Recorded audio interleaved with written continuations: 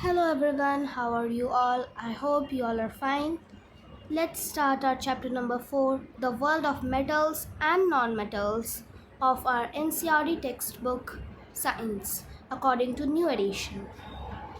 यहाँ पे हम देख सकते हैं हमारा जो है topic the world of metals and non metals. Metals मतलब क्या होता है, ये मेटल्स है, और ये नॉन मेटल्स इनका मतलब क्या होता है। मेटल्स मतलब धातु और नॉन मेटल्स मतलब वो चीज़ें जो धातु ना हो, जैसे कि पेपर, कोल, सल्फर एट्सेट्रा। हम इसके बारे में और डिटेल में आगे पढ़ेंगे। Yashwant and Anandi live in a village in Rajasthan. Yashwant और आनंदी नाम के दो बच्चे हैं और वो राजस्थान के एक गांव में रहते हैं। Their school has assigned them a project to learn about craft persons who work with metals. उनके स्कूल ने उन्हें एक प्रोजेक्ट दिया है कि उन्हें क्राफ्ट पर्सन्स के बारे में जानना है जो मेटल से काम करते हैं। क्राफ्ट पर्सन मतलब जो कोई भी क्राफ्ट करता हो, और यहाँ पे स्पेसिफिक क्राफ्ट दिया है metal. They decided to visit the local iron smiths who practice this craft. उन्होंने ये सोचा कि वो लोकल आयरन स्मिथ के पास जाएंगे। आयरन स्मिथ, यहाँ पे एक वर्ड आया है, इसका मतलब क्या होता है? लोहार, जो लोहे की चीज़ों का काम करता है, वो आयरन स्मिथ से जाएंगे। Yashwant and Anandi request their grandfather to accompany them. Yashwant और आनंदी अपने दादाजी को भी कहते हैं कि आप भी हमारे साथ चलिए, वो रिक्वेस्ट करते हैं। They are curious to learn how these ironsmiths make different items of daily use. वो इच्छुक हैं, उनकी इच्छा है कि ये जानने की कि जो बहुत सारे लोहार होते हैं वो डेली यूज़ के बहुत सारे आइटम्स कैसे बनाते हैं।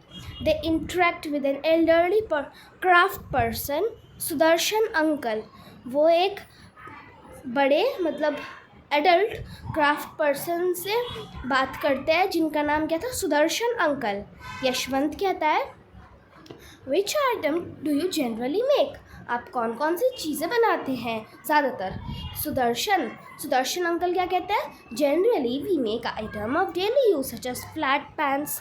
तवा, फ्लैट पैन क्या होता है? तवा जिस पे रोटी बनाई जाती है। बकेट्स, बाल्टीज, टोंग्स, चिमटा वो होता है ना जिससे रोटी को पलटते हैं, वही टोंग्स चिमटा। यहाँ पे कपड़े सुखाने वाले चिमटे नहीं होंगे। फार्मिंग टूल्स लाइक स्पेड्स, फवारास, और फार्मिंग के टूल्स जैसे कि वो फवारा जिसे मिट्टी खोदते हैं, कुल्हाड़ी पेड़ को काटने के लिए, खुरपी, रेक्स मतलब जिसको हिंदी में जील्स कहते हैं, एट्सेट्रा। आनंदी कहती है, what material are they made of? वो किन किन चीज़ों से बने होते हैं? यहाँ पे हम देख सकते हैं कि ये रहे आनंदी और ये रहा यशवंत और ये उनके दादाजी। ये देख रहे हैं कि ये सुदर्शन अंकल जो हैं हमारे सुदर्शन अंकल है वो क्या कर रहे हैं। तो यहाँ पे ये आप देख सकते हैं बहुत सारे लोहा रखा है, कोयला है, पानी है। तो हम इसके बारे में आगे पढ़ेंगे कि वो क्या कर रहे हैं। अब नेक्स्ट पेज है हमारा। Sudarshan, we use iron metals to make these items. हम लोग क्या यूज़ करते हैं? आयरन मेटल्स यूज़ करते हैं। We also use wood to prepare handles wherever required. हम वुड भी यूज़ करते हैं कई कई जगह पे जहाँ पे हैंडल बनाने होते हैं। जैसे आपने देखा होगा कि कई कई डोर्स में, अलमीराज में वुडन हैंडल्स होते हैं, तो वो भी ये बनाते हैं। एंड वी ऑल्सो, ये तो हमने कर लिया। Additionally we use coal in our furnaces to heat the iron. यहाँ पे वर्ड आया है एक, फर्नेसेस। ये फर्नेसेस वर्ड, अगर हम पिछले वाले पेज पे जाएं तो ये देख सकते हैं हम यहाँ पे कि ये जो गरम कर रहे हैं ना, इसे यही मतलब भट्टा टाइप का होता है, वो अंगीठी कह सकते हैं, हम उसे अंगीठी कह सकते हैं। उसी में ये गरम कर रहे हैं उसे, लोहे, किसको गरम कर रहे हैं? लोहे को। He starts beating. अब Sudarshan is heating an iron block in the furnace. जैसा कि हमने पढ़ा, सुदर्शन अंकल जो है वो अंगीठी में, फर्नेस में आयरन ब्लॉक को हीट कर रहे हैं।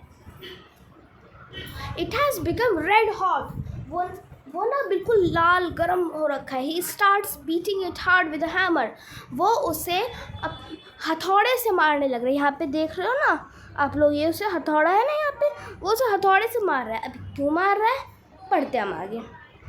Anandi is amazed and asks, why are you beating it? Anandi को भी हमारी तरह क्यूरियोसिटी हुई। उसने पूछा कि आप इसे बीट क्यों कर रहे हो, आप इसे पीट क्यों रहे हो? सुदर्शन अंकल कहते हैं, I am beating it to shape it into an X। अच्छा, अब ये सुदर्शन अंकल इसे क्यों पीट रहे हैं, इसका भी एक रीज़न है। बीट करने से, उसको पीटने से वो एक एक्स का शेप ले लेता है। एक्स मतलब कुल्हाड़ी, वो इसका शेप ले लेता है। आनंदी कहती है, wow, a piece of iron can be beaten into flat shape. एक लोहे की चीज़ को हम फ्लैट शेप में भी कर सकते हैं, उसको पीट के बीट करके। Can we do this with other metals as well? क्या हम ये चीज़ दूसरे मेटल से कर सकते हैं? You may have also many such questions. Let us explore what else we can do with metals. हमारे पास भी बहुत सारे क्वेश्चन है। ये ऐसे क्यों करते हैं, ये इन्होंने ये क्यों करा, ये कोयले का क्या काम है, और ये इसको घुमा क्यों रही है ना? ये यहाँ पे आप देख सकते हैं, ये आंटी इसे घुमा रही है, तो ये इसको क्यों घुमा रही है? बहुत सारे हमारे पास क्वेश्चन है, तो हम एक्सप्लोर करते हैं। आओ हम सब एक्सप्लोर करते हैं कि हम मेटल्स के साथ और क्या क्या कर सकते हैं। अब हमारा है next topic, properties of materials. किसकी प्रॉपर्टी? मटेरियल्स की प्रॉपर्टी। मटेरियल क्या होता है?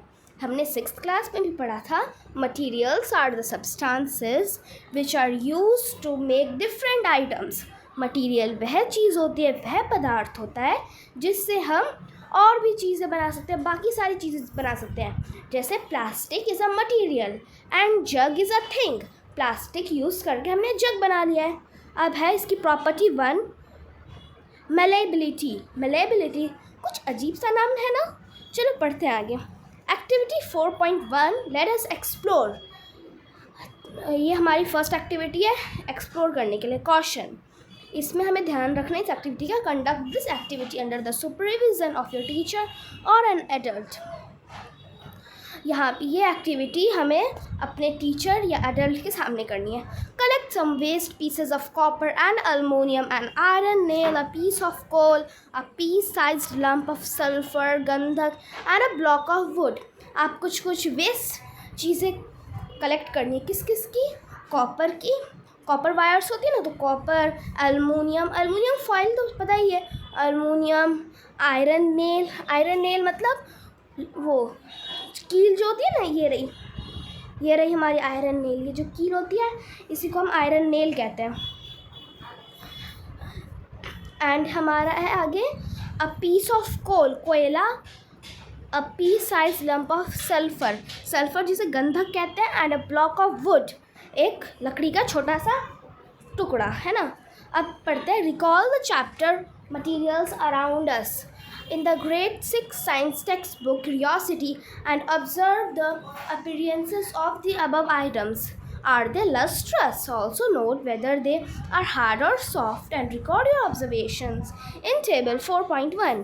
अब जैसे हमने कहा था वाटर मटेरियल्स, हमने चैप्टर 6 में हमने ग्रेड 6 पढ़ा था, हमने चैप्टर 6 पे मटेरियल्स अराउंड अस वाला चैप्टर, एंड उसमें हमने ये सब चीज़ें के बारे में जानी थी।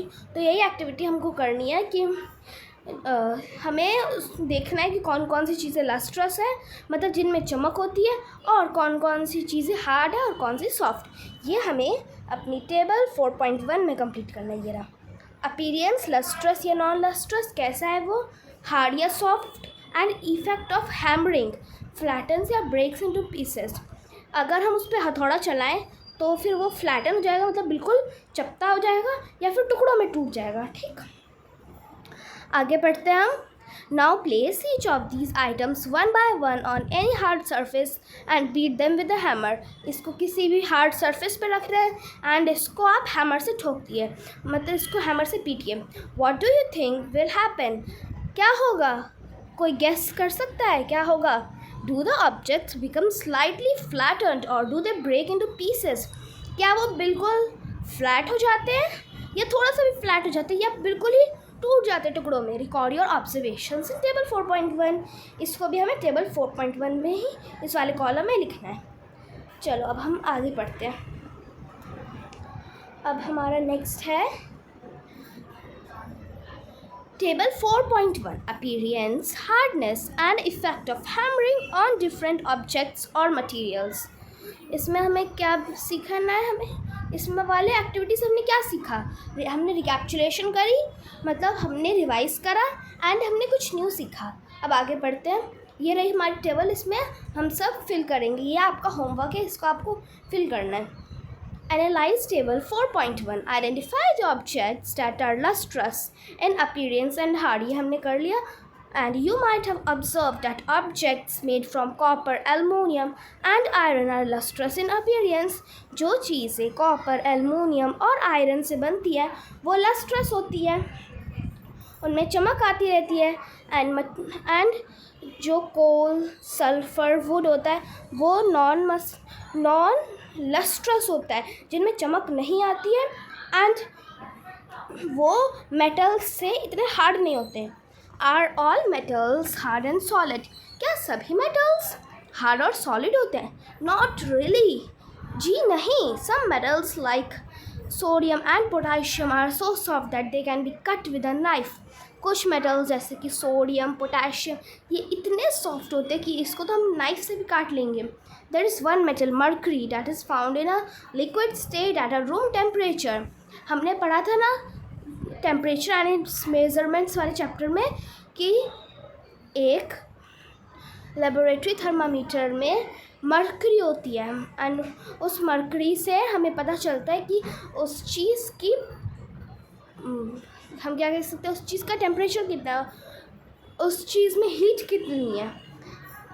अब हम अगला पढ़ते हैं, ये वाला पढ़ते हैं. You must have observed that objects such as piece of copper, an iron nail and a piece of aluminium become flat when bitten. आपने ये ऑब्ज़र्व किया होगा कि कुछ चीज़ें जैसे कि कॉपर की पीस या आयरन नेल्स या अलमोनियम वो फ्लैट हो जाते हैं जब उन्हें हम बीट करते हैं, उन्हें हम पीटते हैं. लेकिन कुछ चीज़ें जैसे कि कुछ भी चीज़ें यहाँ पे अभी मेंशन नहीं करा है लेकिन वो अलग ही हो जाती है. This property by which materials can be bitten into thin sheets is called malleability. यहाँ पे हमारा क्या आया वर्ड? malleability. अब क्या होती है malleability? ये प्रॉपर्टी जो किसी मटेरियल को जब हम उसे पीटे तो उसे थिन शीट्स में चेंज कर दे तो उसे malleability कहते हैं. फॉर एग्ज़ाम्पल हम यहाँ पे देखते हैं, ये देखिए, जैसे कि ये रहा मेरे पास, suppose this is an iron nail. ये मैंने आयरन नेल बनाया है और जब मैंने इसे बीट करा, इसे पीटा मैंने, देन इसका फिगर ऊपर बना है. ये देखिए आप लोग, ये हल्का हल्का फ्लैट हो रहा है ना, ये यहाँ पे बिल्कुल हल्का हल्का फ्लैट हो रहा है और यही प्रॉपर्टी हम कहते हैं malleability. कौन सी प्रॉपर्टी? Property of malleability. इसमें जो भी चीज़ होती है वो जब हम उसको बीट करते हैं तो वो थिन शीट्स में चेंज हो जाती है. अब आगे पढ़ते हैं हम लोग. Most metals possess this property. ज़्यादातर मेटल्स में ये प्रॉपर्टी होती है. Can you give some examples? क्या आप कुछ एग्जाम्पल्स दे सकते हैं ऑफ मेटल शीट्स? कौन कौन सी मेटल शीट्स जो ये प्रॉपर्टी, जिनमें ये प्रॉपर्टी होती है? And you might have seen thin silver foil on some sweets and aluminium foil used for wrapping food items. आपने ये देखा होगा कि कुछ मिठाइयों पर सिल्वर फॉयल होती है ना, जैसे काजू कतली, तो उस पर सिल्वर फॉयल होती है और हम अपने फूड आइटम्स को रैप करने के लिए एल्युमिनियम फॉयल भी यूज़ करते हैं. तो ये पता है क्यों बनते हैं? ये malleability की वजह से बनते हैं, क्योंकि malleability अगर होगी तभी तो हम उसको फ्लैट करेंगे, तभी तो हम उसे यूज़ करेंगे. Gold and silver. अब यहाँ पे एक मेन पॉइंट आ गया हमारा. Gold and silver are the most malleable metals. Gold और सिल्वर ये सबसे ज़्यादा malleable मेटल्स है, जिनको हम बीट करें तो वो बिल्कुल आसानी से फ्लैट शीट में चेंज हो जाते हैं. अब हम आगे पढ़ते हैं. A piece of coal or a lump of sulfur does not show this behavior. They break into pieces and are said to be brittle. वो कोल का एक पीस या फिर सल्फ़र, गंधक का एक टुकड़ा ये बिहेवियर नहीं दिखाता है, वो कुछ और ही हो जाता है. और जब हम उसे पीसेस में चेंज करते हैं, पीसेस में हम उसे मतलब हम जब उसे हैमर से ठोकते हैं तो वो पीसेस में टूट जाते हैं और उन्हें हम कहते हैं ब्रिटल। क्या कहते हैं? Brittle. On the other hand wood neither gets flattened into a sheet nor breaks into pieces, therefore wood is neither malleable nor brittle. Wood जो है वो शीट की तरह फ्लैटेंड नहीं हो जाती, ना ही वो पीसेस में चेंज हो जाती है। पीसेस हम उसको वो टूटती भी नहीं है, इसीलिए वुड ना ही मेलेबल है, मतलब ना ही वो थिन शीट में चेंज हो जाती है, ना ही वो ब्रिटल है, मतलब ना ही वो टुकड़े टुकड़े में चेंज हो जाती है। अब हम पढ़ेंगे holistic lens, the impact of iron on the progress of civilization of India. यहाँ पे सिविलाइजेशन ऑफ इंडिया में आयरन का क्या इम्पैक्ट था, ये चैप्टर हमारा एसएसटी से है, तो इसको मैं आपको ब्रीफ में समझा देती हूँ। ये हमने पढ़ा था ना अपनी साइंस की टेक्स्ट बुक में, exploring society India and beyond. Harappans के बारे में हमने पढ़ा था और वो बहुत सारे मेटल्स के बारे में जानते थे, कॉपर, गोल्ड, और वो इन मेटल्स से बहुत सारी चीज़ें बनाते थे जैसे यूटेंसिल्स, ज्वेलरी।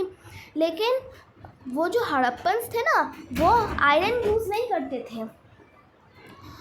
लेकिन आयरन तब यूज़ हुआ जब आयरन तब यूज़ होने लगा जब से हम थोड़े से और डेवलप होने लगे। हम इस साल class 7 NCERT new text book exploring society India and beyond में हम महाजनपद एंड जनपद के बारे में पढ़ेंगे, जिसमें वो लोग आयरन टूल्स यूज़ करते हैं। अब हम पढ़ेंगे next ductility. What is ductility? अब पढ़ते हैं where do you find the use of metal wires. Metal wires का कहाँ यूज़ होता है? मेटल वायर्स का कहाँ यूज़ होता है? पोल्स पे यूज़ होता है, या कभी कभी हम सुंदरता के लिए कहीं पे लगा देते हैं लाइट्स में, या फिर यहाँ पे ये जो टी स्ट्रेनर है वो बनाते हैं हम मेटल वायर से, है ना। अब पढ़ते हैं You might have seen wires of metals like copper or aluminum in electrical fittings. आपने बहुत सारी मेटल्स जैसे कि कॉपर, एल्युमिनियम और बहुत सारी चीज़ें देखी होंगी। कुछ ऑर्नामेंट्स जैसे कि बैंगल्स, नेकलेसेस, ईयररिंग्स, ये सभी मेटल वायर से बनती है। Metal wires play an important function in a variety of string musical instruments such as veena, sitar, violin and guitar. This property of materials, बहुत सारे म्यूज़िकल इंस्ट्रूमेंट है जो stringed होते हैं जैसे कि वीणा, सितार, वायलिन और गिटार, इन सब में हम डक्टिलिटी यूज़ करते हैं, डक्टिलिटी प्रॉपर्टी। अब प्रॉपर्टी क्या है? This property of materials by which they can be drawn into wires is called ductility. Ductility वो प्रॉपर्टी है जिसमें मटेरियल्स को हम वायर्स में ड्रॉ कर लेते हैं। This property of ductility is mainly possessed by metals, और डक्टिलिटी की ये प्रॉपर्टी ज़्यादातर मेटल्स के में ही हो जाती है। ये जो वर्ड्स है ना हमारी डक्टिलिटी, मेलेबिलिटी, ये हमारे टंग ट्विस्टर भी हैं, एक बार इन्हें ट्राई करना। Gold is so ductile that 1 gram of it can be drawn into a 2 kilometer long wire. Gold इतना डक्टाइल है कि इसका 1 ग्राम से हम 2 किलोमीटर लंबी वायर बना सकते हैं। जैसे ये मान लो हमारा गोल्ड है, इसमें वैसे गलत कलर आ गया, ब्लू है, ब्लू कोई बात नहीं, ये हमारा ना बहुत रेयर गोल्ड है, ब्लू गोल्ड है। इससे हम ये मान लो ये हमारा 1 ग्राम है, इससे हम 2 किलोमीटर लंबी वायर बना सकते हैं इस 1 ग्राम से। सोच भी सकते हो कितना डक्टाइल होगा, है ना। अब हम पढ़ते हैं नेक्स्ट, जो क्या कह रही है girl. The ductility nature of metals enables for the creation of this tree strainer with metal wire. ये जो डक्टिलिटी है इसमें हमने देखा है ना मेटल वायर जो देखी होगी सबने, मेटल्स की होती है, और ये टी स्ट्रेनर तो सबने देखा ही होगा। इसमें ये फोल्ड करते हैं, मतलब ऐसे ऐसा कुछ शेप होता है और ये हमारा वो होता है, तो इसके अंदर ये मेटल वायर्स को हम ऐसे फोल्ड कर लेते हैं। यही डक्टिलिटी नेचर हमारे मेटल वायर्स से टी स्ट्रेनर बनाने में भी काम आता है। अब देखते हैं, have you ever seen wires made of coal और सल्फ़र, क्या आपने कभी कोल और सल्फ़र से बने हुए वायर्स देखे हैं? अब ऑब्वियसली नॉट, हाँ नहीं देखे होंगे। We can say that coal and sulphur are not ductile, क्योंकि कोल और सल्फ़र डक्टाइल ही नहीं है। Do you know that ropes made of steel a mixture of metal iron and non metal carbon? अब ये हमारा मेन पॉइंट है, यहाँ पे हम देखो स्टील क्या होती है। Steel a mixture of metal iron, steel है, मान लो